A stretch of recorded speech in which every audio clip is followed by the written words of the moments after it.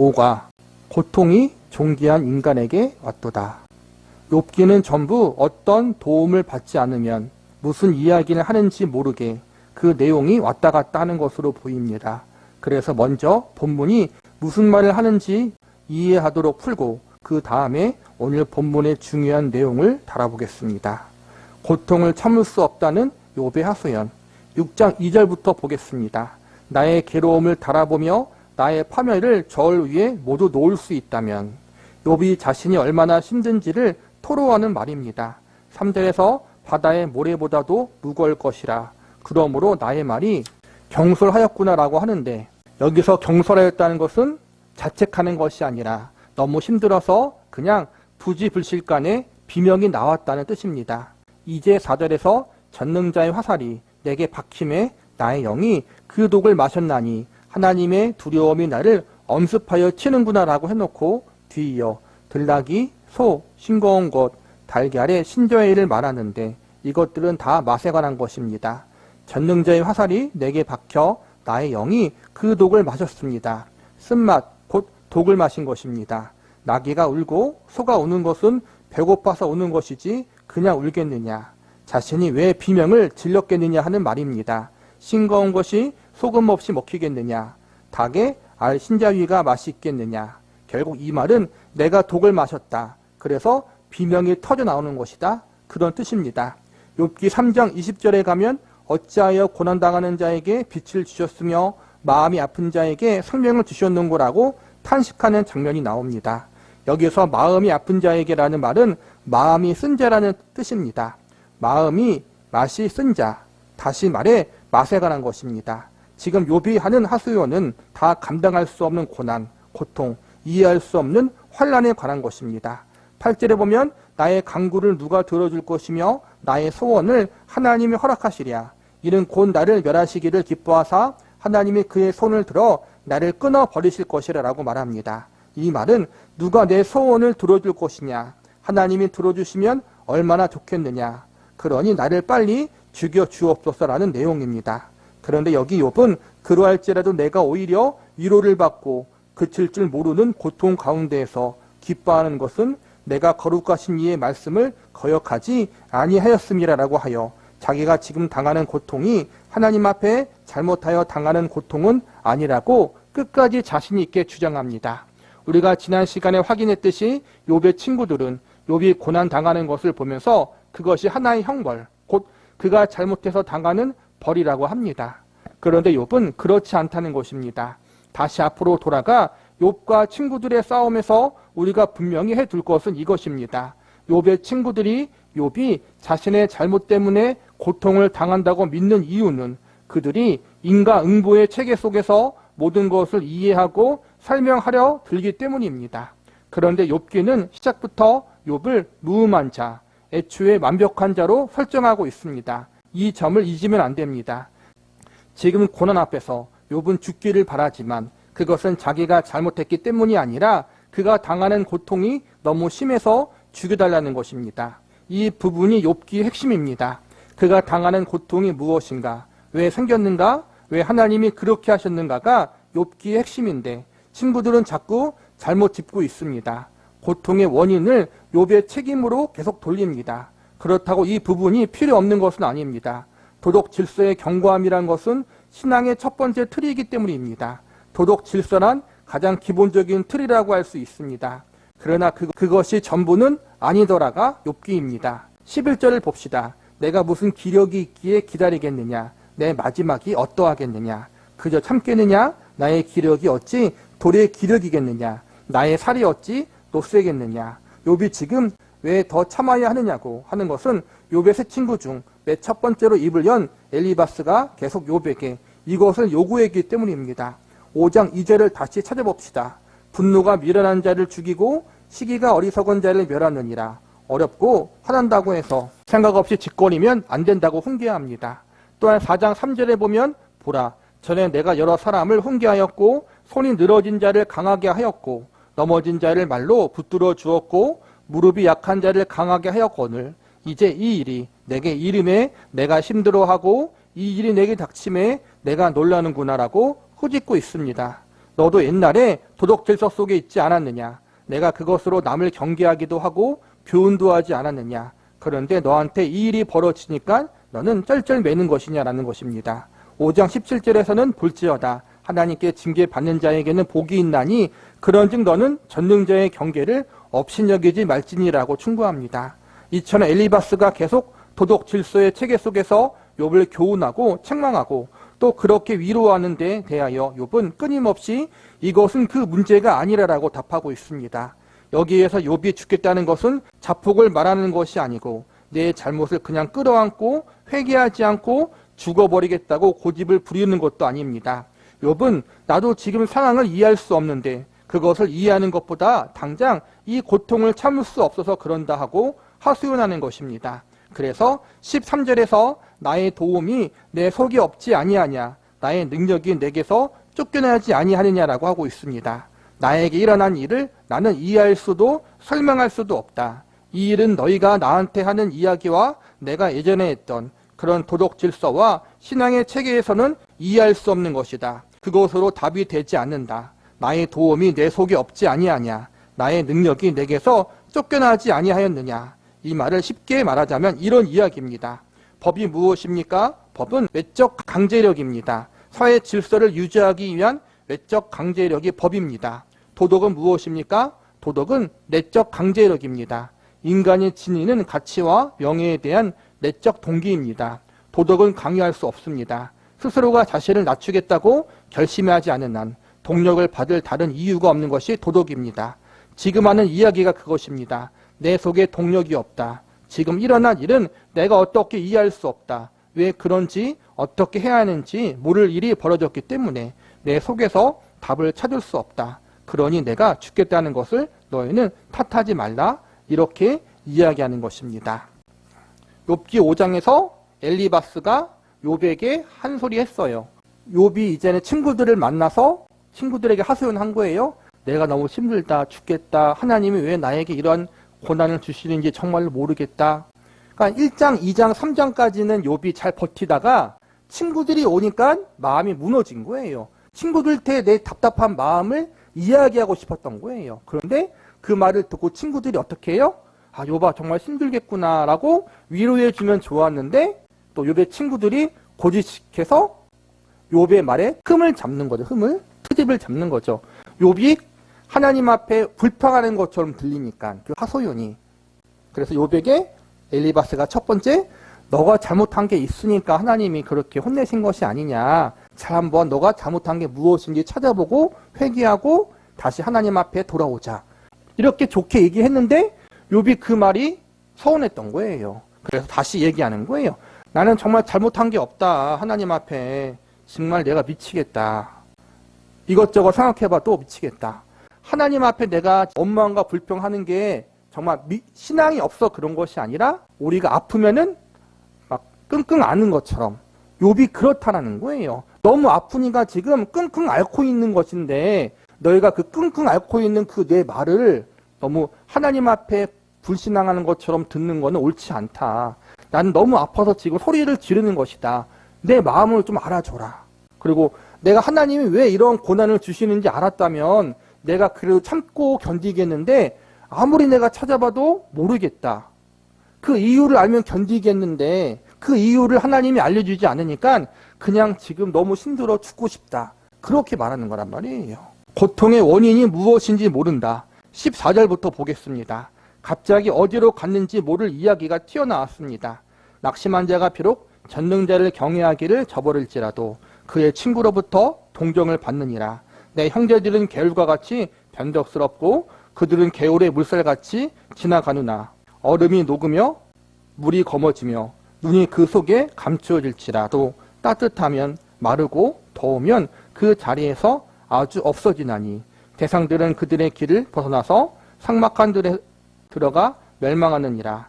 대마의 떼들이 그것을 바라보고 스바의 행인들도 그것을 사모하다가 거기 와서는 바라던 것을 부끄러워하고 낙심하느니라. 내가 낙심해서 하나님이 나를 버리고 나에게 답하지 않아서 내가 쩔쩔매고 있더니 너희는 친구였던 최소한의 책임을 버리고 잘 도와서 정지하는구나.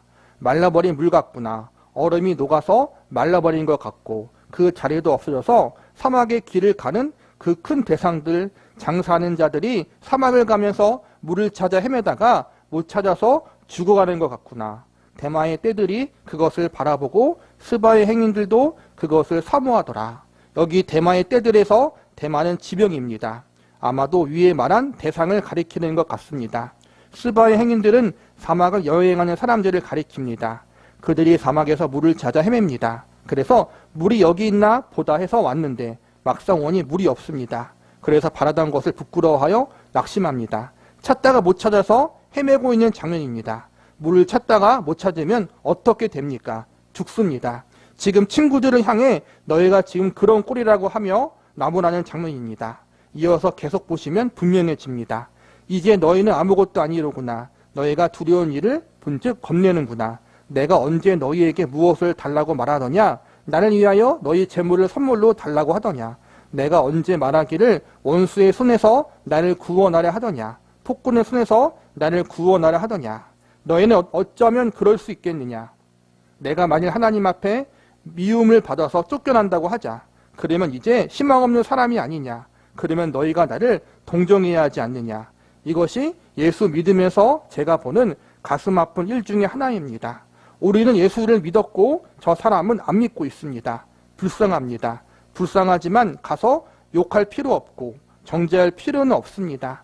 그런데 우리가 예수를 믿는 것을 적극적으로 확인하고 자랑할 게 없으니까 부정적으로 확인하기 시작했습니다. 예수 안 믿는 자를 향해 욕해서 확인하고 신앙생활 잘못하는 사람을 꾸짖어 자신을 확인하기 시작했다는 것입니다. 그러니 교회가 재미없습니다. 욥의 말이 정확히 그 이야기입니다. 내가 하나님한테 쫓겨났다고 하자. 그럼 나는 끝장이 아니냐. 그런데 뭘 또 와서 난리를 치느냐. 이미 끝장났는데 무엇을 더 요구하느냐는 것입니다. 굉장한 반어법입니다. 예수를 믿으면서 왜 그렇게 넉넉하지 않을까요? 왜 그렇게 사납게 굴고 왜 그렇게 못살게 굴까요? 욥의 친구들의 말이 틀린 것은 없지만 그렇다고 맞지도 않습니다. 욥이 당하는 억울함을 기억해야 합니다. 신자라면 욥의 이 말에 자신을 비추어 봐야 합니다. 나의 신앙이 무엇을 내용으로 하는지를 스스로 확인해야 합니다. 내 신앙의 동력, 내 안의 공감이 무엇이며 자랑이 무엇인가를 확인해야 합니다. 내가 가르쳐서 나의 허물된 것을 깨닫게 하라. 내가 잠잠하리라. 옳은 말이 어찌 그리 고통스러운고. 너의 책망을 무엇을 책망함이냐. 너희가 남의 말을 꾸짖어 생각을 하나 실망한 자의 말은 바람에 날아가느니라. 너희는 고아를 제비 뽑으며 너희 친구를 팔아 넘기는구나. 이제 원하건대 너희는 내게로 얼굴을 돌리라. 내가 너희를 대면하여 결코 거짓말하지 아니하리라. 너희는 돌이켜 행악자가 되지 말라. 아직도 나의 의가 건재하니 돌아오라. 내 혀에 어찌 불의한 것이 있으랴. 내 미각이 어찌 속임을 분간하지 못하랴. 내가 비명 지르는데 너희가 와서 왜 그러느냐. 나 좀 받아오. 내가 비명을 지르고 내가 절규하는데 와서 어법이 맞느니 문법이 맞느니 맞춤법이 맞느니 할 필요가 무엇이 있느냐. 게다가 내가 틀리지 않았다. 너희가 틀렸다. 내가 꼬집는 것도 나 틀리지 않았다. 도덕 질서에서 내가 벗어나지 않았다. 그것 때문에 하나님 앞에 내가 이 형벌을 받는 것이 아니다. 이 고통이 왜 왔는지 무엇 때문인지 무엇을 하시려고 그러는지 나는 사실 모른다. 그래도 너희보다 내가 많이 안다. 그렇게 이야기하는 것입니다. 그러니까 욥도 고집이 세고 욥의 세 친구도 고집이 센 거예요. 자기들의 의로움과 내가 알고 있는 것에 대한 하나님에 대한 지식에 대한 고집이 센 거예요. 이건 나쁜 건 아닌데 욥의 상황에서는 서로가 적절하지 않았다는 거예요. 욥은 계속해서 서운함을 표현하는 거예요. 친구들한테. 내가 만약에 하나님 앞에 정말로 잘못해서 이렇게 징계받는 것이라면 내가 얼마나 희망이 없고 소망이 없는 자냐. 그러면 너희가 나를 불쌍히 여겨줘야지. 왜 와서 나를 정죄하고 있느냐. 너무하다. 지금 이렇게 이야기하고 있다는 거예요. 그리고 나는 정말로 잘못한 게 없다. 또 자기가 넘어가지 않고 끝까지 나는 잘못한 게 없다라고 말하는 거고. 그게 욥의 세 친구들을 건드리는 거야 계속. 그래서 욥기 38장까지 욥의 세 친구들이 계속 욥을 정죄하는 거예요. 너가 옳다. 너가 하나님 앞에 징계를 받을 그러한 잘못을 한 적이 없다. 이렇게 말하면 자기가 마치 죄를 하나도 지은 것이 없는 것처럼 이야기하니까 욥의 세 친구들이 그걸 용납하지 못했던 거예요. 그래서 재산을 잃고 자식을 잃고 온몸에 피부에 욕창이 난 그 욥을 가지고 새 친구가 정죄하고 있는 거란 말이에요. 참 이게 우리의 모습일 수 있다라는 거예요. 예수님을 믿는다는 게 얼마나 감사하고 은혜예요? 예수님 자체가 증거예요. 그렇죠? 하나님의 사랑이 증거예요. 눈에 보이지는 않지만 그분의 약속과 그분의 사랑과 말씀이 나에겐 증거고 확증인데 우리는 다른 것에서 그것을 보고 싶어 해요. 그래서 이제는 기적을 바라기도 하고 성공을 바라기도 하고 또 보통 때는 믿지 않는 다른 사람들의 잘못을 정죄하기도 하고 비판하기도 하고 또 믿지만 바르게 믿지 못한 나와 다른 사람들에 대해서 또 우리가 손가락질 하기도 하고 그걸 통해서 나는 잘하고 있고 저 사람은 못하고 있다. 이렇게 우리가 우리 자신을 확인할 때가 있다는 거예요. 욥의 새 친구들처럼. 이제 그러지 말자라는 거예요. 고통의 과정을 지나가야 하는 싸움. 잘못을 하다가 기본 틀, 도덕 질서라는 첫 번째 틀만 깨어놓고 고급한 틀로 못 가면 큰일입니다. 그렇게 하면 안 됩니다. 도덕 질서라는 분명한 첫 번째 틀이 있습니다. 그런데 이제 거기에 더 나가야 합니다. 7장을 봅시다. 이 땅에 사는 인생에게 힘든 노동이 있지 아니하겠느냐. 그의 날이 품꾼의 날과 같지 아니하겠느냐. 종은 저녁 그늘을 몹시 바라고 품꾼은 그의 삭을 기다리나니 이와 같이 내가 여러 달 고통을 받으니 고달픈 밤이 내게 작정되었구나. 내가 누울 때면 말하기를 언제 일어날까? 언제 밤이 갈까? 하며 새벽까지 이리 뒤척 저리 뒤척하는구나. 내 살에 구더기와 흙덩이가 의복처럼 입혀졌고 내 피부는 굳었다가 터지는구나. 나의 나는 배틀의 북보다 빠르니 희망 없이 보내는구나. 내 생명이 한낮 바람 같음을 생각하옵소서. 나의 눈이 다시 행복을 보지 못하리이다. 나를 본 자의 눈이 다시는 나를 보지 못할 것이고 주의 눈이 나를 향할지라도 내가 있지 아니하리이다. 구름이 사라져 없어짐같이 수월로 내려가는 자는 다시 올라오지 못할 것이오니 그는 다시 자기 집으로 돌아가지 못하겠고 자기 처소도 다시 그를 알지 못하리이다. 욥은 친구들의 실문에 답하다가 이제 돌아섭니다. 그들에게는 답이 없기 때문입니다. 어디로 돌아섭니까? 하나님께 돌아섭니다. 하나님께 이렇게 이야기합니다. 하나님, 인생은 고달픕니다. 하나님이 이렇게 고달프게 했습니다. 전쟁 때와 같고 품꾼이 일하는 것과 같은 인생입니다. 빨리 끝나는 것밖에 바랄 것이 없는 인생입니다. 이렇게 욥은 하나님 앞에 하소연하기 시작했습니다. 그러니 빨리 이 고통을 끝내주십시오. 끝장을 보여주십시오 하는 것입니다. 11절을 보기 전에 아까 6장 처음에 나왔던 말씀을 다시 한번 봅시다. 2절입니다. 나의 괴로움을 달아보며 나의 파멸을 저울 위에 모두 놓을 수 있다면 바다의 모래보다도 무거울 것이라. 그러므로 나의 말이 경솔하였구나. 이어지는 7장 11절을 봅시다. 그런즉 내가 내 입을 금하지 아니하고 내 영혼의 아픔 때문에 말하며 내 마음의 괴로움 때문에 불평하리이다. 경솔히 말하고 불평한다는 것은 너무 힘들어서 입을 닫고 있을 수 없다는 말입니다. 여러분 지금 내용에 어떤 진전이 있는 것이 아닙니다. 하나님이 욥에게 이 고통을 너무 심하게 누르셔서 욥이 입을 다물고 참을 수가 없어서 이러는 것입니다. 이 지점이 중요합니다. 그가 참을 수 있었으면 결단코 그의 첫 번째 틀을 깨고 두 번째로 진입하지 못했을 것입니다. 괴로운 일입니다. 그러나 복된 일이고 이것이 욥기의 가치입니다. 신앙생활은 다만 죄를 짓지 않는 것으로 끝나지 않습니다. 다만 유능한 것으로 끝나지 않습니다. 욥기가 그것을 우리에게 가르치고 있습니다. 12절부터 다시 봅시다. 내가 바다니이까 바다 괴물이니이까 주께서 어찌 나를 지키시나이까. 여기 바다 괴물을 예전 개역 한글판 성경에는 용이라고 번역했습니다. 바다나 바다 괴물이라는 것은 세상의 혼돈과 재앙을 일으키는 존재라는 뜻입니다. 내가 바다니이까 바다 괴물이니이까 주께서 어찌하여 나를 지키시나이까. 내가 무슨 사고를 칠까봐 걱정하십니까? 나 같은 게 뭐라고 그러십니까? 하는 것입니다. 혹시 내가 말하기를 내 잠자리가 나를 위로하고 내 침상이 내 수심을 풀리라 할 때 잠을 자고 고통의 시간이 잠깐 잊혀지잖아요. 그래서 잠이라도 좀 자서 넘어가려고 하면 꿈으로 쳐들어온다는 것입니다. 주께서 꿈으로 나를 놀라게 하시고 환상으로 나를 두렵게 하시나이다. 이러므로 내 마음이 뼈를 깎는 고통을 겪으니 차라리 숨이 막히는 것과 죽는 것을 택하리이다. 내가 생명을 싫어하고 영원히 살기를 원하지 아니하오니 나를 놓으소서. 내 날은 헛거니이다.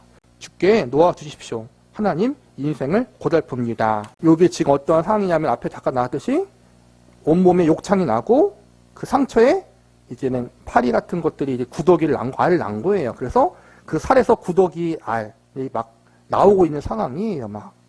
그래서 잠도 못 자요. 잠을 자고 싶은데 잠도 못 자고 잠깐 잠을 자도 고통스럽다라는 거예요. 이걸 욥이 어떻게 표현하냐면은 하나님이 자기를 가만히 놔두지 않는다라는 거예요. 분초로 놔두지 않고 잠잘 때로 나를 괴롭히시고 잠도 못 자게 하시고 내 모든 몸과 마음과 모든 것들을 너무 힘들게 하십니다.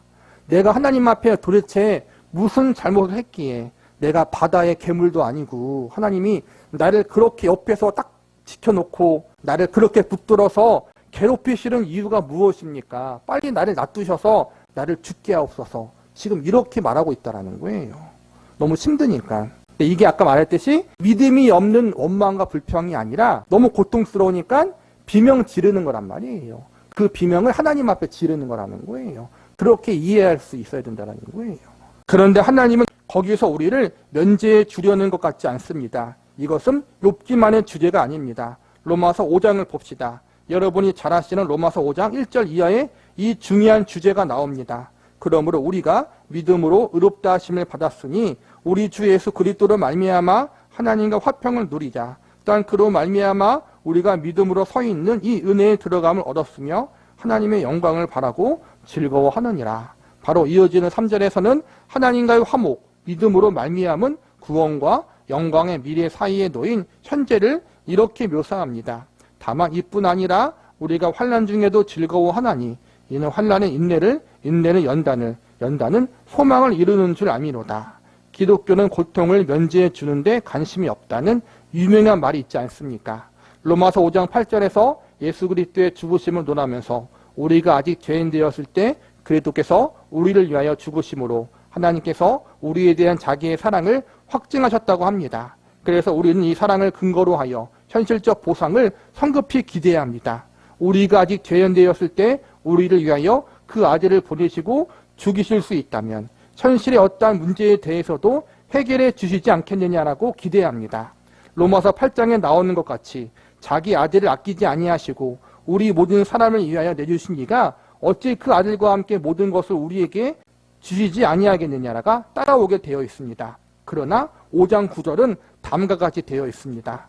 그러면 이제 우리가 그의 피로 말미암아 의롭다 하심을 받았으니 더욱 그로 말미암아 진노하심에서 구원받을 것이니 곧 우리가 원수 되었을 때 그의 아들의 죽으심으로 말미암아 하나님과 화목하게 되었은즉 화목하게 된 자로서 더욱 그의 살아나심으로 말미암아 구원받을 것이니라. 그뿐 아니라 이제 우리로 화목하게 하신 우리 주 예수 그리스도로 말미암아 하나님 안에서 또한 즐거워하느니라. 이것이 왜 필요합니까? 예수의 죽음으로 시작한 구원과 영광된 약속 사이에 있는 것이 현실인데 이 현실에서 우리를 승리하게 하기 위해서는 부활하사 하늘 보좌 우편에 앉으신 예수 그리스도의 개입을 이야기해야 할 만큼 신앙의 현실은 어렵다는 것입니다. 기독교 2000년 역사 속에서 신앙이 무엇이냐는 문제는 늘 최고의 관심사였습니다. 가장 크게 강조된 것은 어느 때나 내세적인 것이었습니다. 죽어서 천국 가자, 영생 얻자. 그렇다면 지금은 뭐 하느냐? 우리가 잘하는 대로 전도하자, 믿음을 지키자 하는 말이 나옵니다. 이런 말들은 부흥시대에 나온 말인데 믿음을 지켜 죄짓지 말고 잘 버티다가 빨리 죽자와 관련해서 이런 유명한 이야기가 있습니다. 19세기 미국 부흥운동 때에 천막을 쳐놓고 전도 집회를 하였습니다.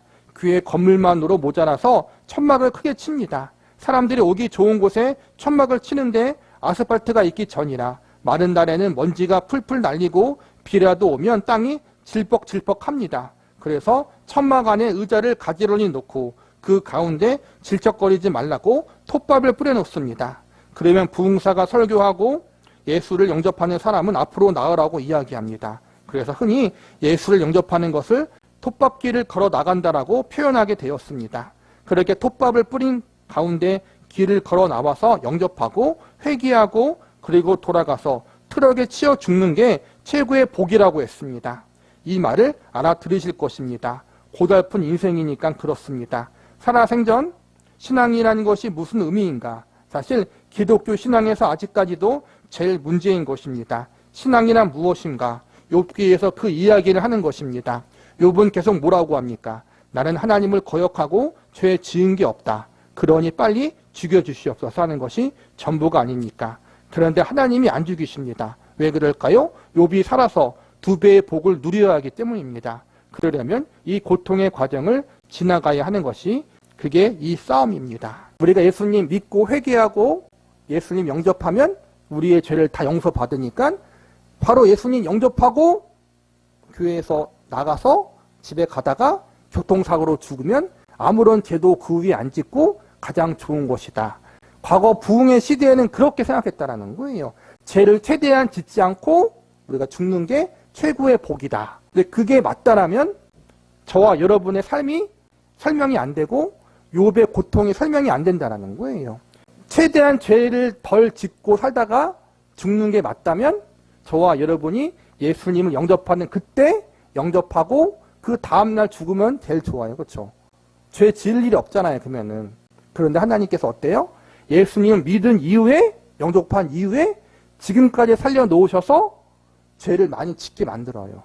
세상의 정욕대로 사는 욕심대로 사는 죄라면은 이해 가는데 그것도 아니라 정말 나름 하나님과 예수님을 위해 살려고 하다가 욥의 새 친구들처럼 정말 나쁜 의도 없이 좋게 살려고 하다가 다른 사람을 죽이는 일을 많이 한다는 거예요. 근데 왜 그럴까? 욥도 마찬가지예요. 욥도 인과 율의 원리에 따라서 잘하면 복 주시고 하나님이 못하면 혼내시는 하나님. 그런 하나님을 알고 있으니까 그 이상을 넘어가지 못해요. 첫 번째 관문, 도덕의 하나님, 윤리의 하나님. 그것으로만 알고 있던 욥이었는데 자기가 그러한 큰 잘못을 하지 않았음에도 불구하고 너무나 큰 지금 환난을 당하는 자신에게는 도덕적인 하나님, 윤리적인 하나님, 인과율의 하나님이 이해가 안 간 거예요. 첫 번째에서. 그러니까 차라리 이해가 안 가고 너무 고통스러우니까 하나님 이대로 놔두면 욥이 죄를 지을 수도 있잖아요. 입으로 원망하다가. 그러니까 차라리 더 죄 짓기 전에 나를 데려가 주십시오. 이렇게 말하고 있다는 거예요. 그런데 하나님이 안 데려가신다. 이건 뭐예요?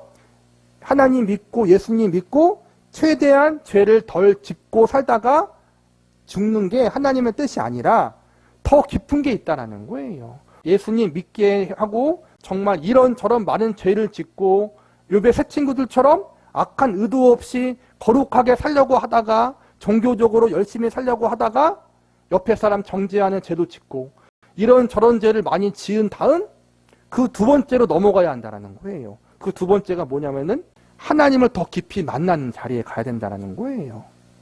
내 의로움과 내 공로를 내려놓고 인과 율의 하나님을 뛰어넘는 분, 그 하나님을 만나는 게 복이라는 거예요. 그래서 하나님의 살려주신다. 나의 가장 밑바닥까지 떨어지는 것을 경험케 하신 다음 아 내가 정말 이 모양 이 꼴이구나. 예수님 믿고 우리가 구원 받을 때 감격이 얼마나 커요. 그렇죠? 그런데 그때의 믿음보다 더 깊이 가야 된다는 거예요. 내가 얼마나 형편없는 것인지 내가 나름대로 예수님 믿은 다음 거룩하게 살려고 노력했는데 그 거룩이란 것이 하나님 앞에 얼마나 더럽고 추한 천조가락에 불과했는지를 우리가 예수님 믿은 다음 알게 하셔서 나를 밑바닥으로 내려놓으신 다음 그런 나를 구원하신 하나님의 은혜가 얼마나 큰지 알게 하신다. 그러니까 그렇게까지 우리를 훈련시키시고 연단시키신다는 거예요. 그래서 우리를 살려두신다. 그래서 하나님의 목적은 죄를 덜 짓는 것이 아니라 어떠한 일을 하는 것이 아니라 하나님 안에서 우리가 성숙하게 되어서 그 하나님의 은혜와 사랑이 얼마나 큰지를 더 깊이 깨닫게 하는 자리에 간다. 결국은 구원 받았을 때 하나님보다 더 깊은 하나님과 예수님을 만나게 하기 위해서 지금 저와 여러분을 안 데려가셨다는 거예요. 하나님을 만나야 되는데 욥은 지금 만나는 자리에 가 있는 거고 우리도 지금 그 자리에 가고 있다. 그 자리에 가기까지가 시간이 사람마다 다르겠지만 아직 우리는 더 깊이 만나야 되기 때문에 하나님이 지금 안 데려가고 있다는 거예요. 근데 그게 복이다. 사는 게 고통스럽지만 그 하나님을 만나기 위해서 하나님이 고통스러운 삶의 자리에 남겨두신 것이기 때문에 그게 복이라는 사실을 우리가 알아야 된다. 근데 그게 참 어렵죠. 욥처럼 빨리 죽여주십시오라고 하는 게 정상이라는 거예요. 그만큼 신앙의 길은 쉬운 게 아니라는 거예요. 고귀한 인간의 고통의 자리에 있다는 아우성. 다시 욥기로 돌아오셔서 뒷부분을 봅시다. 욥기 7장 15절에 이러므로 내 마음이 뼈를 깎는 고통을 겪느니 차라리 숨이 막히는 것과 죽는 것을 택하리이다. 내가 생명을 싫어하고 영원히 살기를 원하지 아니하오니 나를 놓으소서 내 날은 헛거니이다 라고 하면서 그가 죽어야 하는 이유에 대해서 이러한 시한한 토를 붙입니다. 사람이 무엇이기에 주께서 그를 크게 만드사 그에게 마음을 두시고 아침마다 건징하시며 순간마다 단련하시나이까. 주께서 내게서 눈을 돌이키지 아니하시며 내가 침을 삼킬 동안도 나를 놓지 아니하시기를 어느 때까지 하시리이까. 사람을 감찰하시는 이여 내가 범죄하였던들 주께 무슨 해가 되오리이까. 어찌해야 나를 당신의 관역으로 삼으셔서 내게 무거운 짐이 되게 하셨나이까.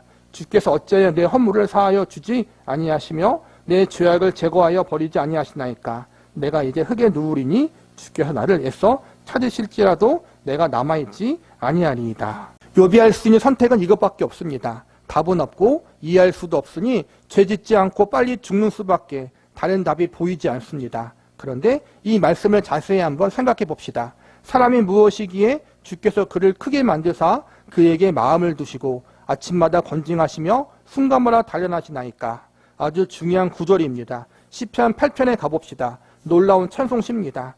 여호와 우리 주여 주의 이름이 온 땅에 어찌 그리 아름다운 주요 주의 영광이 하늘을 덮었나이다. 주의 대적으로 말미암아 어린아이들과 젖먹이들의 입으로 권능을 세우시며 이는 원수들과 보복자들을 잠잠하게 하려 하십니다. 주의 손가락으로 만드신 주의 하늘과 주께서 베풀어 주신 달과 별을 내가 보오니 사람이 무엇이기에 주께서 그를 생각하시며 인자가 무엇이기에 주께서 그를 돌보시나이까. 그를 하나님보다 조금 못하게 하시고 영화와 종기로 관을 씌우셨나이다. 주의 손으로 만드신 것을 다스리게 하시고 만물을 그 발 앞에 두셨으니 곧 모든 소와 양과 들 짐승이며 공중의 새와 바다의 물고기와 바닷길에 다니는 것이나이다. 여호와 우리 주여 주의 이름이 온 땅에 어찌 그리 아름다운지요.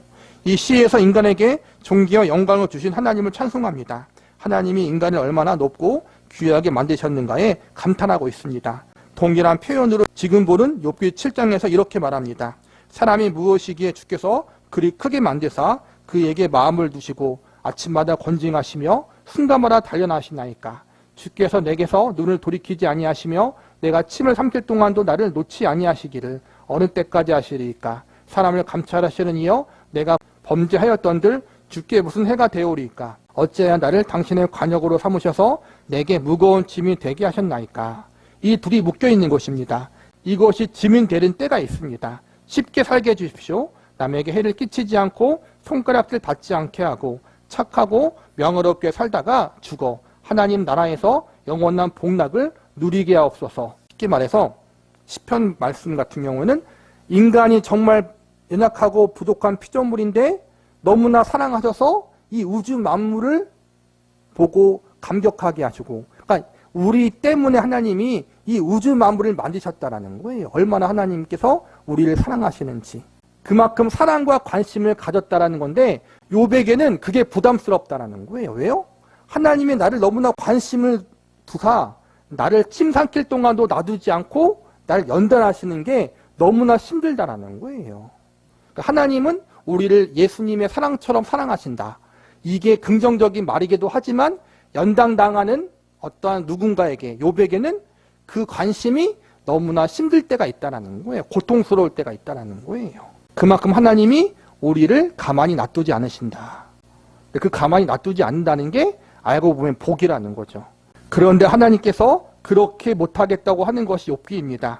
그 정도로 내가 너희를 만들지 않았다고 하십니다. 이 내용이 우리 자신의 것이 되기까지는 하나님은 우리를 그냥 두지 않습니다. 우리가 도덕 질서 체계를 통해 인간은 짐승과 다르다. 이 정도는 되어야 한다에 공감했다면 이제 욥기를 따라가서면 그 이상의 하나님을 만나야 합니다. 사람이 무엇이기에 하나님이 이런 종기로 관을 씌우셨습니까? 하는 공감과 항복을 받아내기 위한 하나님의 인도하심에 동참해야 하는 것입니다. 기독교 신앙은 우리가 아는 상상과 소원의 최고봉이 아닙니다. 그것보다 더 큽니다. 하나님이 원하시고 기뻐하시는 자리, 거기를 가려면 우리는 어쨌든 황골탈퇴를 해야 합니다. 그래서 우리의 구원은 말이나 법칙으로 이루어지는 것이 아니라 성자 하나님께서 와서 죽으셔야 했던 그런 방법으로 이루어지는 것입니다. 예수를 믿는다고 말할 때 이것이 하나님께 어떠한 고통이며 극심한 희생과 헌신이었는가를 놓치면 우리의 기독교는 다만 도덕성이 되며 다만 잘잘못이 되며 다만 자랑과 성공에 불과해집니다. 그러나 그것보다 큽니다. 이 길을 환희에 차서 웃으며 기쁨으로만 갈 수 없다고 생각합니다. 울며 비명지르며 고통에 떠는 두려움과 간청과 비명으로 얼룩질 수 있습니다. 그것이 십자가에서 예수님이 말씀하신 나의 하나님, 나의 하나님, 어찌하여 나를 버리셨나이까와 정확히 그대로 연결되어 있지 않습니까? 예수님께도 쉽지 않았던 길인데 어떻게 우리는 쉽게 가야 한다고 욕심을 낼 수 있겠습니까? 그렇게 간단한 것은 아니라는 이야기입니다. 나이가 들면 생기는 커다란 지혜가 하나 있습니다. 더 이상 겁날 게 없다는 것입니다. 왜냐하면 이미 다 빼앗겼기 때문입니다. 건강도 영화도 어떤 성공도 능력도 다 지나가고 죽음 앞에 서면 인생이 짧다는 것과 인간이 별것 아니라는 것을 알게 됩니다. 내일 아침 눈을 뜨면 혹시 천국일지도 모릅니다. 그러니 오늘 내가 겁낼 것이 없습니다. 이 길을 치열하게 각오하고 힘을 다하여 가는 것이 아니라 하나님이 가도록 하십니다. 주께서 겟세마네 동산에서 하신 기도를 기억하십시오. 내 아버지여 만일 할만하시거든 이 잔을 내게서 지나가게 하옵소서. 욥의 기도와 하나도 다를 것이 없습니다. 우리 모두의 신앙 현실이 그러합니다. 하나님이 외면하셔서가 아니라 우리 기도에 응답 안 하셔서가 아니라 값싼 구원으로 그치지 않기로 하신 덕분에 고단한 인생을 살 수밖에 없지만 그것이 우리에게 명예고 자랑이라는 것에 감격하는 날이 올 것입니다. 예수의 부활이 그것을 증언하고 있습니다. 초대교회를 시작한 예수의 부활과 성령의 강림, 그것이 모든 신자의 생애 속에 당연히 있어야 할 것입니다. 울부짖음과 눈물, 한탄과 공포와 절망, 그리고 반전된 승리와 기적과 놀라운 탄성이 없으면 그것이 무슨 예수를 믿는 것이겠습니까? 동호회에 불과할 것입니다. 그러지 마십시오. 예수 믿는다는 말의 무게와 영광을 알고 성경대로 순종하기로 결단하십시오. 우리는 기독교는 동호회가 아니라는 거예요. 정말 하나님께서 예수님의 생명을 주시기까지 우리를 사랑했기 때문에 그 예수님의 생명의 값어치를 하는 존재로 우리를 만들기 위해서 하나님이 우리를 가만히 놔두지 않으신다. 얼마만큼? 욥처럼. 물론 욥처럼만큼은 아니겠지만 우리가 정말 하나님이 가만두지 않는다라는 거예요. 아들 만들기. 인간의 부모는 자기의 욕심 때문에 아이를 잘못 가르칠 수가 있어요. 그렇게. 그러나 하나님은 아니에요. 하나님은 완전하신 분이기 때문에 그분의 자녀에게 가장 유익하고 가장 선한 것이 무엇인지 알기 때문에 하나님은 가장 적절하게 우리를 교육시킨다. 그 길이 쉽지 않지만 지금 저와 여러분이 그 길을 가고 있다. 우리가 끝까지 잘 갈 수 있기를 바라고 욥이 어떻게 그렇게 갔는가를 계속 우리가 공부해 보자라는 거예요.